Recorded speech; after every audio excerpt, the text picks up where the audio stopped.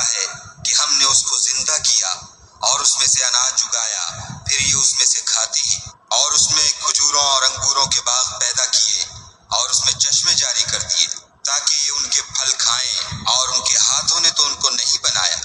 تو پھر کیا یہ شکر نہیں کرتے؟ وہ خدا پاک ہے جس نے زمین کی نباتات کے اور خود ان کے اور جن چیزوں کی ان کو خبر نہیں سب کے جوڑے بنائے، اور ایک نشانی ان کے لیے رات ہے کہ اس میں سے ہم دن کو کھینچ لیتے ہیں،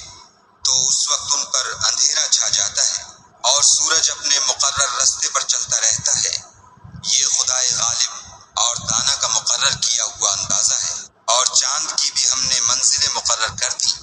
یہاں تک کہ گھٹتے گھٹتے کھجور کی پرانی شاخ کی طرح ہو جاتا ہے۔ نہ تو سورج ہی سے ہو سکتا ہے کہ چاند کو جا پکڑے، اور نہ رات ہی دن سے پہلے آ سکتی ہے، اور سب اپنے اپنے دائرے میں تیر رہے ہیں۔ اور ایک نشانی ان کے لیے یہ ہے کہ ہم نے ان کی اولاد کو بھری ہوئی کشتی میں سوار کیا، اور ان کے لیے ویسی ہی اور چیزیں پیدا کی جن پر وہ سوار ہوتے ہیں۔